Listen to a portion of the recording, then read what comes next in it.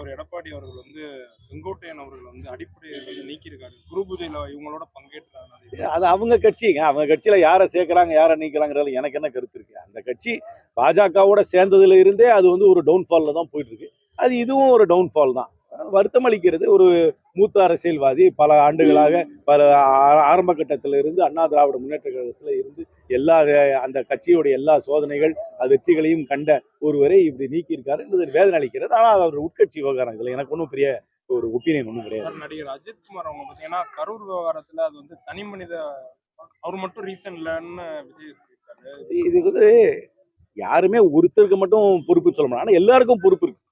இது வந்து ஒரு என்கொயரி தான் சொல்ல முடியும். டிஸ்ட்ரிக்ட் அட்மினிஸ்ட்ரேஷனுக்கு எவ்வளோ பொறுப்பு, அந்த கூட்டத்தை நடத்தினவங்களுக்கு எவ்வளோ பொறுப்பு, கூட்டத்தை நடத்தினது அந்த ஒரு புதிதாக துவக்கப்பட்ட அரசியல் கட்சி, அதேபோல் மாவட்ட நிர்வாகத்துக்கும் காவல்துறைக்கும் ஒரு பொறுப்பு இருக்கு. எல்லாருக்கும் பொறுப்பு இருக்கு. யார் ஒருத்தருக்கு மட்டும் தான் பொறுப்பு இருக்கு, மற்றவங்களுக்கு பொறுப்பு இல்லைன்னு சொல்ல முடியாது.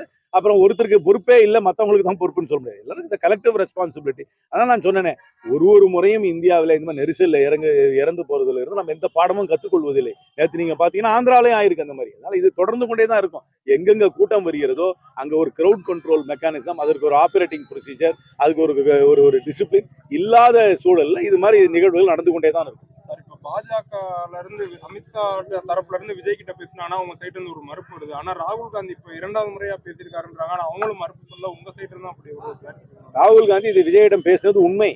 அது வந்து அந்த சம்பவம் நடந்த அப்புறம் ஒரு மனிதாபிமாக அவர் பேசினது உண்மை. அது வந்து ஒரு விசாரிக்கிறதுக்காக, கண்டோலன்ஸுக்காக அவர்களுடைய கட்சி நிகழ்வுகள் இந்த மாதிரி சம்பவம் நடந்தது என்று பேசுனது உண்மை. அது ஒரு ஹியூமனிஸ்டிக் ரீசனுக்காக பேசினார்.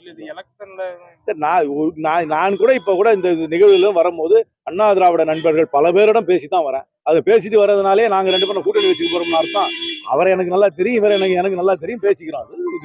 அதனால அரசியல் கட்சிகள் வந்து எதிர்ப்பாக இருப்பதனாலே ஒருத்தருக்கு ஒருத்தர் பேசிக்க கூடாதுன்ற அர்த்தம் கிடையாது. ஃப்ரெண்ட் ஆக்கிக்கோங்க. தந்தி டிவியின் சப்ஸ்கிரைபர்ஸ் அண்ட் ஃபாலோவர்ஸ் குடும்பத்துல நீங்களும் இணையுங்க.